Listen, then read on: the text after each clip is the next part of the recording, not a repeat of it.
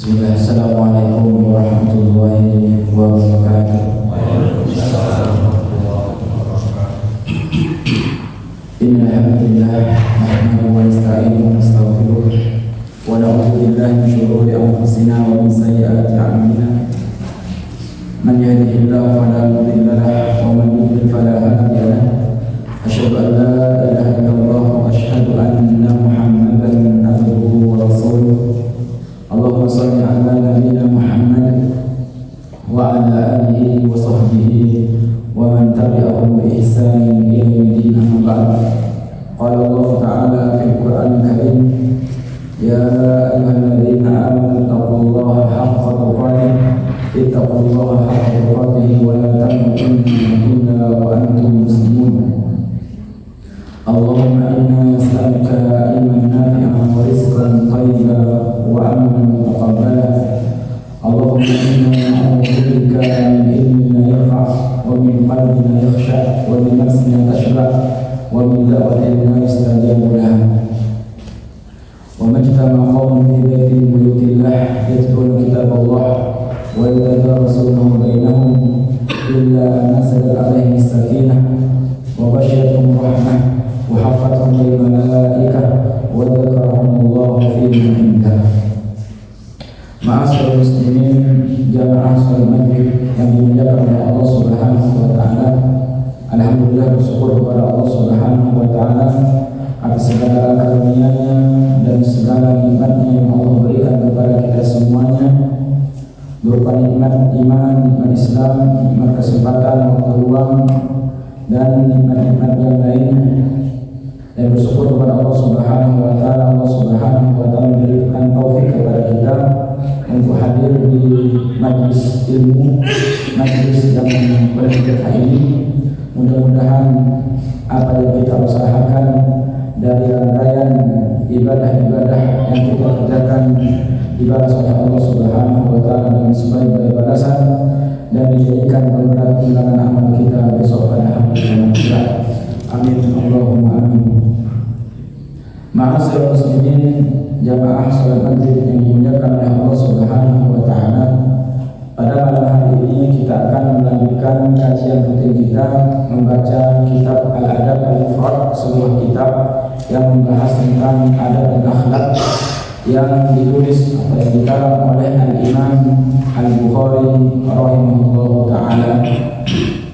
Pada malam hari ini kita masih di bab yang ke-33, yaitu bab uqubatil qati'in fid dunya, bab hukuman orang yang memutus tali silaturahim di dunia. Jadi hukuman orang yang memutus tali silaturahim ini memiliki dua hukuman, dua balasan dari Allah Subhanahu wa taala, yaitu uqubatun muajjalah, yaitu hukuman yang disegerakan oleh Allah Subhanahu wa taala di dunia, dan hukuman muajjalah, yaitu hukuman yang disimpan, yang diakhirkan oleh Allah Subhanahu wa taala besok di akhir. Sebagaimana orang yang menyambung tali silaturahim itu memiliki manfaat yang disegerakan oleh Allah Subhanahu wa taala, sebagaimana yang sudah kita bahas sebelumnya, yaitu Allah Subhanahu wa taala melapangkan rezekinya, menambah rezekinya, memberikan keberkahan rezekinya. Kemudian Allah Subhanahu wa taala memanjangkan umurnya. Itu balasan yang disegerakan bagi orang yang menyambung tali silaturahim. Dan orang yang memutus tali silaturahim juga diberi balasan yang langsung, diberi balasan yang langsung oleh Allah Subhanahu wa taala, yang akan kita baca hadisnya dalam bab ini, yaitu dari Abi Bakrah qala Rasulullah sallallahu alaihi wasallam, bersabda Rasulullah sallallahu alaihi wasallam, ma min dzambin, tidak ada dosa ahra yang lebih pantas. Di dalam riwayat yang lain ajdar, yang lebih layak, an yu'ajjilallahu li sahibi, yang Allah Subhanahu wa taala segerakan siksaannya, yaitu siksaan al-uqubah li sahibihi, bagi pelakunya, yaitu bagi pemutus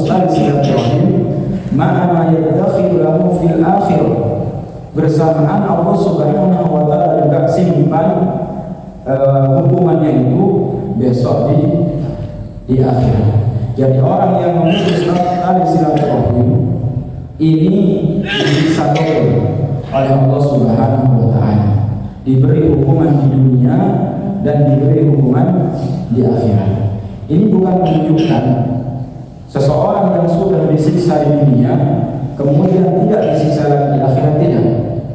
Ini menunjukkan besarnya dosa pemutus tali silaturahim.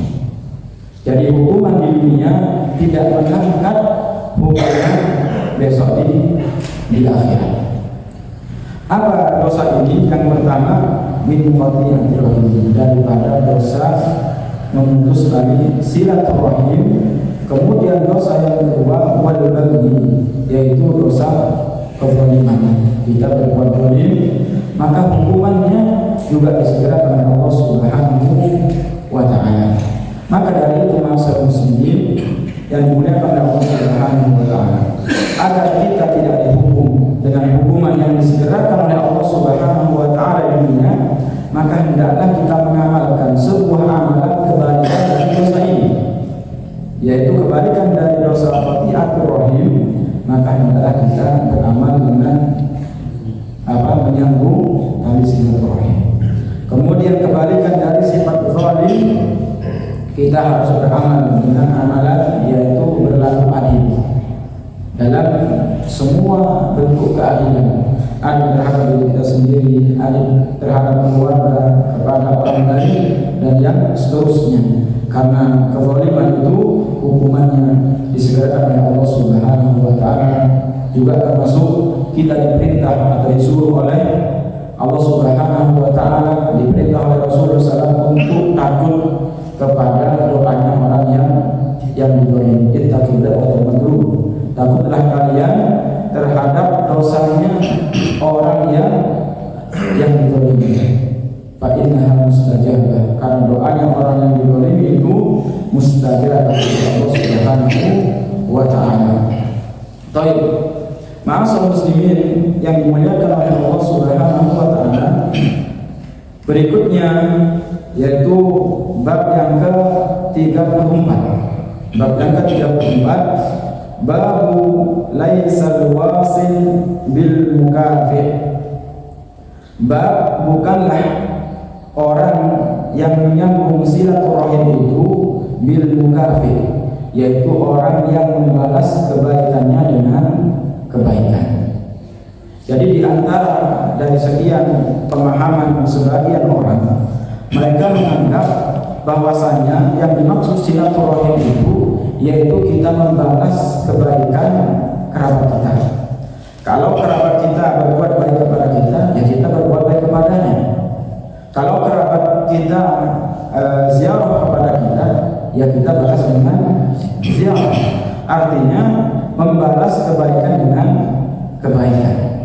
Kalau membalas kebaikan dengan kebaikan ini bukan makna dari silaturahim yang hakiki, yang sebenarnya.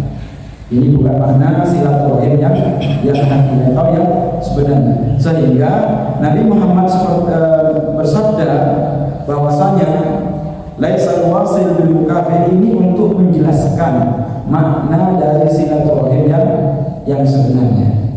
Ada makna yang sebenarnya, ada makna yang dianggap sama orang, itu makna silaturahim. Sebagaimana juga para sahabat Nabi Muhammad SAW ketika ditanya oleh Rasulullah SAW tentang makna al-muflis, ada dulu nama al-muflis, tahukah kalian siapa orang yang bangkrut besok pada hari kiamat itu? Para sahabat menganggap bahwasanya orang yang muflis itu man la dirham wa la mata', orang yang tidak memiliki dirham dan tidak boleh memiliki harta benda. Itu anggapan para sahabat.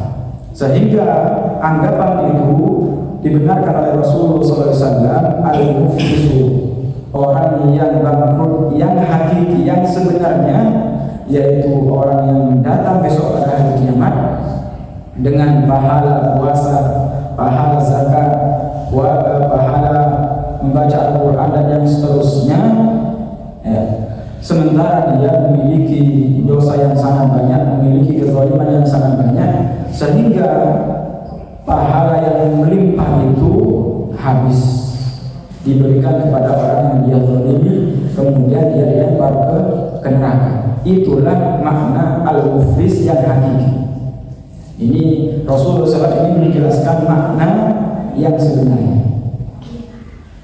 Juga ketika orang menganggap bahwasanya orang yang kuat itu adalah orang yang selalu menang dalam bergulat. Orang yang kuat selalu menang bergulat. Kemudian sama Nabi Muhammad SAW diluruskan, laisa sa'id bis-surah. Orang yang kuat itu, orang yang kuat yang sebenarnya itu bukan orang yang selalu menang atau pandai bergulat, kata Nabi Muhammad SAW. Inna syadid alladhi yamliku nafsahu indal ghadab. Akan tapi orang yang kuat yang sebenarnya itu adalah orang yang mampu menahan amarahnya, yang alladhi yamliku nafsahu, dia bisa menahan dirinya ketika marah. Itulah makna orang yang kuat yang sesungguhnya. Jadi ini untuk menjelaskan anggapan yang salah tentang makna yang sebenarnya. Termasuk di dalam masalah ini, Nabi Muhammad SAW ini menjelaskan makna al-wasil, makna orang yang silaturahim yang sebenarnya. Kata Nabi Muhammad SAW, laisal wasilu bil mukafir. Bukanlah disebut orang yang menyambung silaturahim dengan makna yang sebenarnya, bukan menyambung silaturahim yang sebenarnya bil mukafir, dengan hanya membalas kebaikan dengan kebaikan. Artinya orang itu tidak akan silaturahim kalau dia itu tidak dikunjungi, dia tidak disilaturahimi, ya kan? Dan dia juga tidak mau telepon misalkan kalau dia tidak ditelepon, dia hanya membalas kebaikan dengan kebaikan. Maka kata Nabi Muhammad SAW, walakinnal wasil, akan tetapi orang yang disebut penyambung silaturahim yang sebenarnya, alladzi idza quti'at rahimu, yaitu orang yang apabila diputus tali silaturahimnya, wasalah, dia menyambungnya. Ya, ada kerabat dikunjungi nggak mau, ya, kita berusaha cari cara bagaimana kita diterima. Kita telepon, di reject misalkan. Ya, yang seperti itulah yang disebut makna silaturahim yang hakiki, yaitu kita terus berusaha mendekat, berusaha untuk menyambung silaturahim meskipun kerabat itu berusaha untuk menjauh dari kita. Itulah makna silaturahim yang sesungguhnya. Ma'asyiral muslimin yang dimuliakan oleh Allah Subhanahu wa Ta'ala, terkadang sebagian di antara kita nggak mau seperti itu. Dia mengatakan, ngapain kok soro-soro, ngapain soro-soro berusaha nyambung kepada orang yang tidak mau disambung. Ya, terkadang kita itu mutung, telepon nggak diangkat, sudah putus. Itulah bentuk kesabaran dalam masalah ini, butuh kesabaran dalam masalah ini. Karena perintah silaturahim itu adalah perintah Allah Subhanahu wa Ta'ala, dan balasan itu datang dari Allah Subhanahu wa Ta'ala. Siapa yang membalas kita ketika kita silaturahim? Allah Subhanahu wa Ta'ala, bukan kerabat kita. Ya. Meskipun kebaikan kita, silaturahim kita tidak dihargai, kebaikan kita tidak dihargai, maka keutamaan silaturahim itu terus ada. Keutamaannya seperti yang saya sampaikan tadi terus ada. Allah Subhanahu wa Ta'ala memberikan keberkahan kepada kita. Allah Subhanahu wa Ta'ala akan menambahkan umur kita dan yang seterusnya. Ini juga dibutuhkan dalam masalah ini, niat yang ikhlas, niat yang tulus kepada Allah Subhanahu wa Ta'ala.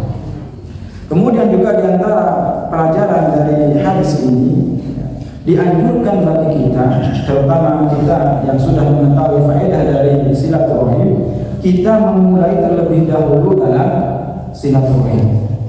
Kita yang memulai terlebih dahulu. Sebelum kerabat kita mengunjungi kita duluan mengunjunginya. Sebelum mereka berbuat baik kepada kita yang memulai berbuat baik kepada mereka. Hendaknya kita dulunya yang memulai. Kemudian jangan sampai kita itu istilahnya memutus kebaikan-kebaikan kita, ya, gara-gara kebaikan kita tidak dihargai.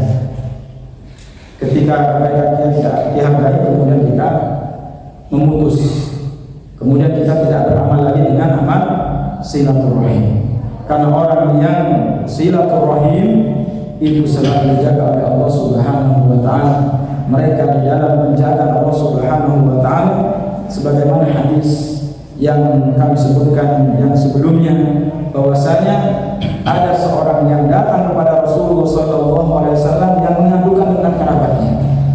Dia mengatakan, ya Rasulullah, innani qarabah, sesungguhnya aku memiliki kerabat, asiluhum wa yaqfun, aku berusaha untuk menyambungnya sementara mereka memutusku. Kemudian wa uhsinu ilaihim, aku berbuat baik kepada mereka, wa yusi'una ilaina, sementara mereka berlaku buruk kepada. Wa ahlum anhum, aku berusaha lembut kepada mereka, wa yajhalun, sementara mereka berbuat menjahili kita. Maka kata Nabi Muhammad SAW, kalau benar apa yang kamu katakan itu, wala yazalu maka minallahi dhahir ma dumta ala dzalik, kalau benar apa yang kamu ucapkan itu, maka senantiasa kalian akan ditolong oleh Allah Subhanahu wa taala ma dumta ala dzalik, selama kalian terus seperti itu, terus silaturahim, terus berbuat baik meskipun kebaikan kita tidak dihargai oleh kerabat kita. Baik, ma'asal muslimin yang dimuliakan oleh Allah Subhanahu wa taala. Kemudian soal yang ke-35, babu fadli man yasilu darrahim al-zalim, yaitu bab atau keutamaan orang yang menyambung silaturahim kepada kerabat yang zalim. Ini kerabatnya zalim, bisa zalimnya kepada kita atau kepada orang lain. Jadi kerabat ini zalim, dan kezaliman kerabat kita itu tidak menghalangi kita untuk kita terus bersilaturahim kepada mereka. Karena silaturahim itu perintah dari Allah Subhanahu wa taala. Adapun kezaliman kerabat kita itu urusannya dengan Allah Subhanahu wa taala. Barangkali dengan kebaikan kita kepada saudara yang zalim itu mendatangkan hidayah dari Allah Subhanahu wa taala kepada kerabat yang zalim itu. Karena biasanya orang itu ketika dia orang buruk, tapi senantiasa kita perlakukan dengan baik terus, kita silaturahim, kita kasih hadiah, ya, kemudian kita tolong dan lain sebagainya. Kadang kebanyakan dari orang itu biasanya mereka akan luluh hati dan mereka akan mendapatkan hidayah dari Allah Subhanahu wa taala. Gara-gara mereka buruk, tapi tetap kita perlakukan dengan baik. Makanya kata Allah Subhanahu wa taala dalam Al-Qur'an, idfa billati hiya ahsan, balaslah keburukan itu billati hiya ahsan, dengan yang lebih baik. Fa idzal ladzi bainaka wa bainahu adawatun ka'annahu waliyyun hamim, balaslah kejahatan itu dengan cara yang lebih baik, maka tiba-tiba orang yang antara dia ada permusuhan seolah-olah telah menjadi teman yang sangat setia. Sebelumnya ada permusuhan, tapi karena kita terus berbuat baik kepadanya, maka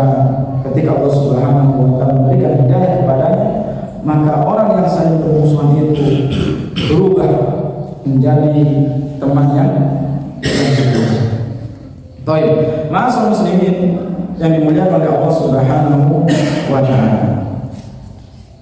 Dalam bab ini Al-Imam Al-Bukhari rahimahullahu taala membawakan hadis Nabi Muhammad sallallahu alaihi wasallam dari sahabat Barra bin Azib.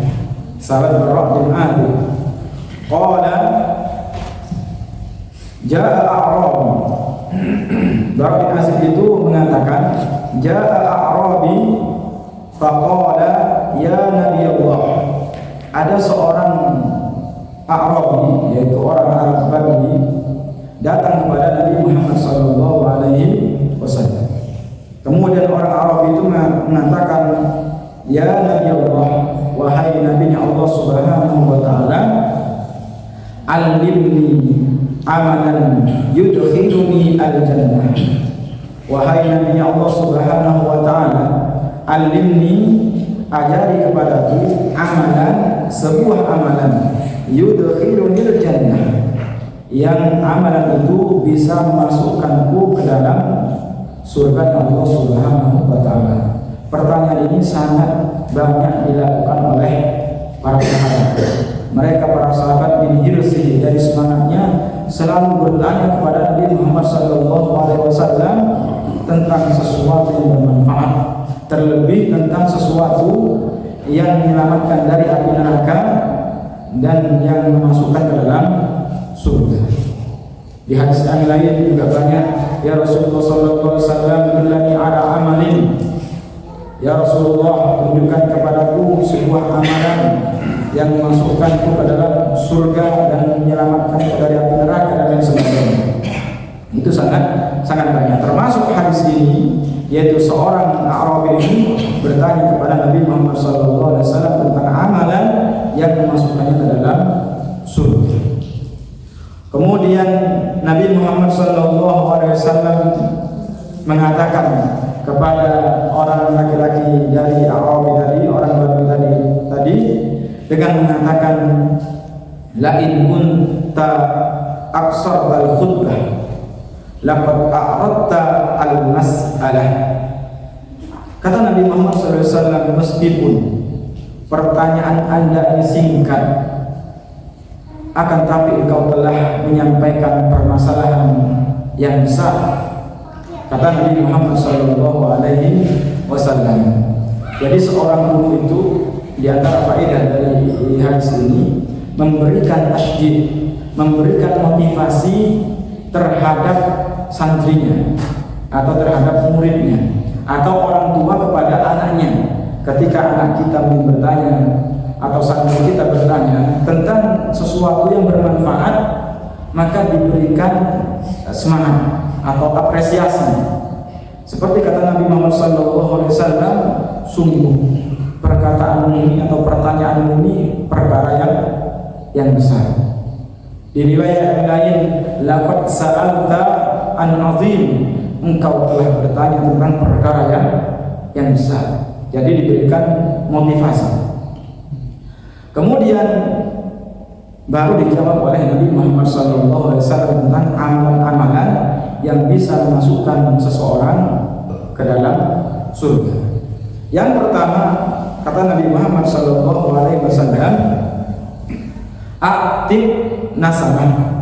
aktif nasabah, merdekakanlah budak. Yang pertama, merdekakanlah budak. Dan amalan ini, aktif nasabah ini, memerdekakan budak ini, itu yang paling sering dilakukan oleh sahabat Abu Bakar Siddiq. Abu Bakar Siddiq radhiyallahu anhu, beliau itu suka bersedekah atau suka membeli budak. Padahal sahabat Abu Bakar itu tidak menginginkan dari budak itu. Beliau hanya membebaskan dari perbudakan, dibeli kemudian dimerdekakan, dibeli dan dimerdekakan. Termasuk sahabat yang dimerdekakan oleh sahabat Abu Bakar ini adalah sahabat siapa? Sahabat Bilal. Beliau termasuk sahabat yang dibebaskan oleh sahabat Abu Bakar, yaitu aktif nasabah. Kemudian wafukar raqabah, kemudian memudahkan atau melepaskan orang yang menjadi budak. artinya membantu melepaskan orang dari perbudakan, ya. Kemudian orang Arabi tadi bertanya, awalaisata wahida ya Rasulullah, bukankah aktif nasama wa fuqara itu sama ya Rasulullah? Ya. Ini boleh bagi seorang santri ketika dia tidak paham, ya, boleh dia itu konfirmasi, boleh dia itu bertanya kepada ustadznya, kepada gurunya. Kalau dia itu merasa tidak bisa, maka setelah orang Arabi tadi bertanya, Nabi mengatakan enggak, tidak sama. Yang pertama yaitu itqun nasama an tu'taqad an-nasama. Kalau yang pertama itu memerdekakan budak, dia merdekakan dengan sendirinya. Dia merdekakan sendirinya. Tapi kalau yang mafuqur raqabah antu'ina ala raqabah. Kalau yang kedua yaitu kita membantu, bisa membantu orang lain agar orang lain itu membebaskan budak. Nah, jadi ini bedanya. Kalau yang pertama dia memerdekakan dengan dirinya sendiri, mungkin dari hartanya sendiri. Kalau yang kedua dia mungkin mempermudah agar orang lain membebaskan budak. Kemudian yang ketiga di antara sebab yang memasukkan orang masuk ke dalam surga Allah Subhanahu wa taala adalah wal manihatur rabub. Wal manihatur rabub. Apa itu manihatur rabub? Adalah kita memberikan pinjaman hewan, baik onta atau kambing, untuk dimanfaatkan susunya. Untuk dimanfaatkan susunya. Misalkan kita punya kambing, yang mana kambingnya ini memiliki air susu yang banyak. Kita pinjamkan atau kita kasihkan kepada orang lain, mungkin dengan waktu 1 minggu atau 1 bulan, kita serahkan binatang itu untuk diambil air susunya. Ya, ini diantara sebab yang memasukkan orang dalam surga. Atau kalau memang intinya itu sedekah, ya. Kalau memang intinya sedekah susu, ya, maka bisa seseorang dia itu membeli susu, bukan susu kambing atau susu sapi, kemudian kita sedekahkan, maka masuk dalam hadis ini. Tidak harus kambingnya, kita punya kambing kemudian diberikan, kita membeli susu, kan di batu ini kayaknya banyak susu sapi, kita beli susu kemudian kita sedekahkan, maka masuk dalam hadis. Kemudian yang berikutnya wal fai'u ala dirrahim, yaitu amalan yang keempat agar kita dimasukkan surganya Allah Subhanahu wa taala dalam hadis ini, yaitu wal fai'u ala dirrahim, yaitu memberi pertolongan kepada kerabat kita.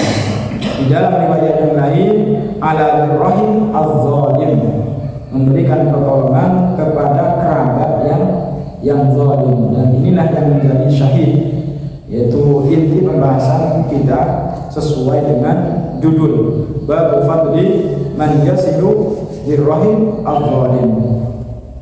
Baik, kemudian kata Rasulullah sallallahu alaihi wasallam, fa illam tutik dzalik, kalau kamu tidak mampu, kalau kamu tidak mampu mengamalkan amalan yang tadi itu, yaitu tidak mampu membebaskan budak, kemudian tidak mampu membantu orang lain untuk melepaskan budak, atau tidak mampu berlaku adil kepada kerabat, tidak mampu memberi pinjaman susu tadi, memberi pinjaman binatang untuk diambil susunya. Kalau kita tidak mampu untuk melakukan amalan-amalan itu, fa illam tudik, maka kata Rasulullah SAW, fa amru bil ma'ruf wa nahy 'anil munkar, makalah hendaklah mengerjakan amal ma'ruf nahi munkar. Yang mana umat ini, umatnya Rasulullah SAW, dimuliakan oleh Allah Subhanahu wa taala karena mereka saling amar ma'ruf nahi munkar. Disebutkan di dalam firman Allah Subhanahu wa taala, kuntum khairu ummah ukhrijat lin-nas ta'muruna bil ma'ruf wa tanhauna 'anil munkar wa tu'minuna billah. Kuntum khairu ummah, kalian sebaik-baik umat, ukhrijat lin-nas, yang dikeluarkan untuk manusia. Tujuannya apa? Ta'muruna bil ma'ruf wa tanhauna 'anil munkar, untuk mengerjakan atau menyuruh kepada yang ma'ruf, kepada yang baik, wa tanhauna 'anil munkar, dan mencegah dari kemunkaran, wa tu'minuna billah, dan kalian beriman kepada Allah Subhanahu wa taala. Amar ma'ruf nahi munkar ini hukumnya wajib. Hukumnya wajib sesuai kemampuan kita. Sesuai kemampuan kita. Disebutkan dalam hadis Rasulullah sallallahu alaihi wasallam, man ra'a minkum munkaran, barang siapa yang melihat kemungkaran, yaitu melihat kemungkaran, bukan kemungkaran yang dicari-cari. Kalau kemungkaran yang dicari-cari itu tajassus, kita selalu mencari keburukan orang lain. Mulai dari kamar-kamar, ngintip, memperhatikan, itu namanya tajassus. Itu nggak boleh. Kita diperintahkan man ra'a minkum, kalau kita melihat kemungkaran. Man ra'a minkum munkaran falyughayyirhu biyadihi, maka hendaklah dia merubah dengan tangannya, dengan kekuasaannya. Ini perintah yang pertama, ini tingkatan yang pertama. Kalau melihat kemungkaran, kita langsung merubah dengan tangan kita, dengan kekuasaan kita. Kalau kita tidak mampu dengan langkah pertama ini, maka turun ke berikutnya. Fa'il lam yastati fa'bilisan. Kalau kalian tidak mampu mengubah dengan tangan atau dengan kekuasaannya tadi, fa'bilisani, maka ubahlah dengan lisan, yaitu menasihati. Kemudian fa'il lam yastati fa'biqalbi. Kalau dengan tangan, dengan kekuasaan tidak mampu, dengan lisan tidak mampu, maka yang terakhir fa'biqalbi, maka hendaklah dia merubah kemungkaran tadi itu dengan hatinya. Dan merubah kemungkaran dengan hati ini tidak gugur. Dan ini disebut oleh Rasulullah SAW, wadzalika adaful iman, itu selebihnya iman. Karena mengingkari dengan hati itu tidak ada efek sampingnya. Berbeda kalau mengingkari kemungkaran itu dengan tangan atau dengan lisan. Bisa jadi orang ketika kita nasihati gak terima, malah kita yang dinasihati. Maunya nasihati, malah kita yang dinasihati. Ini kalau merubah kemungkaran dengan lisan. Tapi kalau merubah kemungkaran dengan hati, maka nggak ada akibatnya. Karena orang yang kita ingkari itu tidak tahu. Dan ini merupakan sebab iman, yaitu mengingkari kemungkaran dengan hati. Dan seorang tidak boleh mengingkari dengan hati selama dia mampu mengingkari dengan lisan. Seorang tidak boleh mengingkari dengan lisan selama dia mampu mengingkari dengan tangan dan kekuasaannya. Ini urutan dari Rasulullah SAW. Dan masalah amar ma'ruf nahi munkar ini bukan maksudnya kita ikut campur tentang masalahnya orang. Sering kalau ada orang itu dinasihati selalu bantah, ini hidup saya, ya saya kamu. Itu kalau orang dinasihati ketika dia tidak diridai oleh Allah Subhanahu wa taala, bukan berarti ikut-ikutan masalahnya orang. Karena kalau kemungkaran itu dibiarkan, maka dampaknya tidak hanya mengena orang yang berbuat maksiat. Jadi orang yang berbuat kemungkaran itu kan berbuat kerusakan. yang mendatangkan murka Allah Subhanahu wa taala.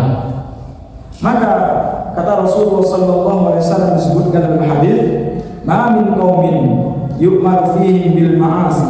Ma min qaumin, tidak ada sebuah kaum yu'mar fihim, yang di dalam kaum itu dikerjakan bil ma'asi, kemaksiatan, yaqdiruna ala an yughayyir, mereka itu mampu untuk merubahnya, akan tapi mereka tidak mau merubahnya, tidak mau menasihati.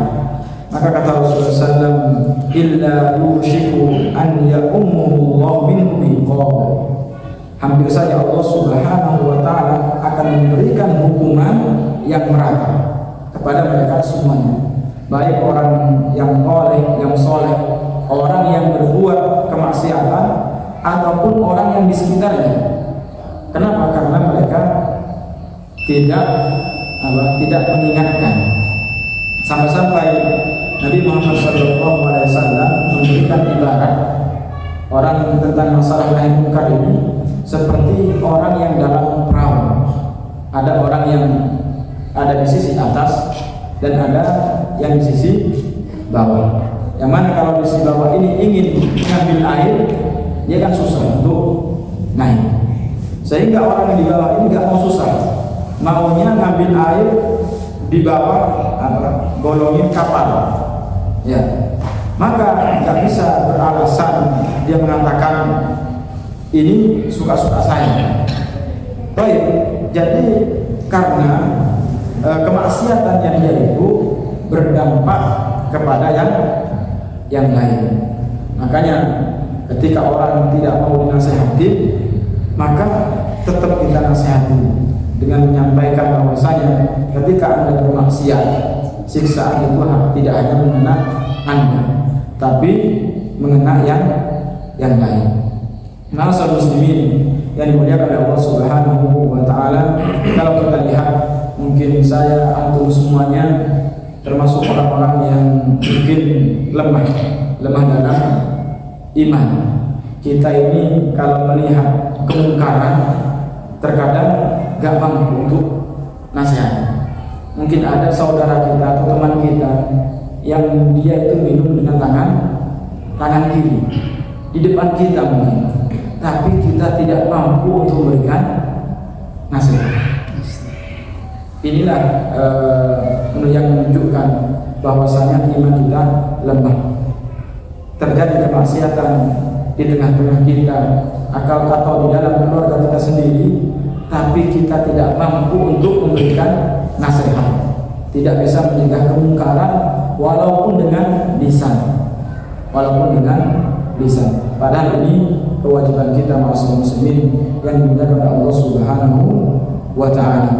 Kemudian yang terakhir tentang amalan yang memasukkan kita dalam surganya Allah Subhanahu wa taala, yaitu fa'il lam tutik dzalik, kalau kalian juga tidak mampu amar ma'ruf nahi munkar, kata Rasulullah SAW, fakaffa lisanaka illa min khair, maka tahan lisan dari mengucapkan sesuatu yang buruk, illa min khair, kecuali mengatakan kebaikan.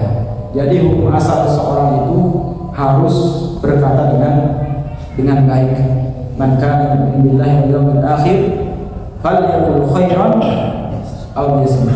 Barang siapa yang beriman kepada Allah Subhanahu wa taala dan beriman kepada hari akhir, falyaqul khairan aw liyasmut, maka hendaklah dia mengucapkan yang baik. Kalau tidak bisa mengucapkan yang baik, aw liyasmut, maka hendaklah diam. Karena diam itu ibadah. Diam itu mendapatkan pahala kalau dia tidak bisa berkata dengan perkataan yang baik. Kalau dia tidak bisa berkata dengan perkataan yang baik, karena dosa atau dampak yang ditimbulkan oleh lisan sangat banyak. Banyak dosa yang terjadi gara-gara lisan.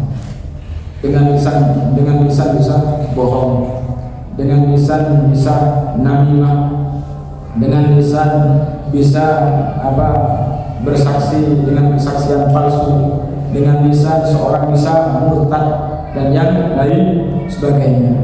Makanya kata Rasulullah sallallahu alaihi wasallam, man yadman li ma baina lihyaihi wa ma baina rijlaihi adman lahu jannah.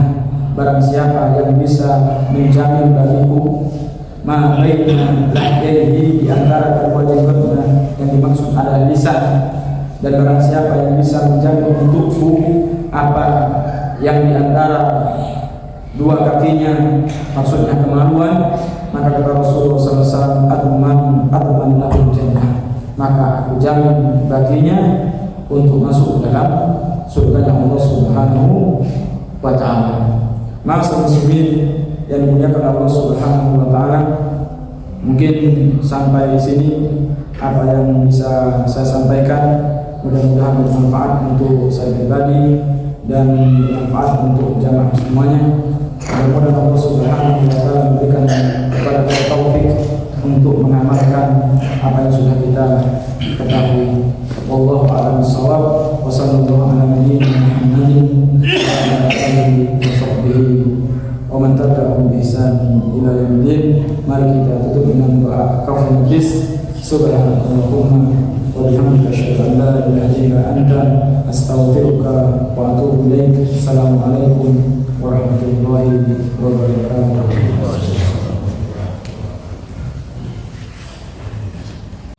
لئن شكرتم لأزيدنكم ولئن كفرتم إن عذابي لشديد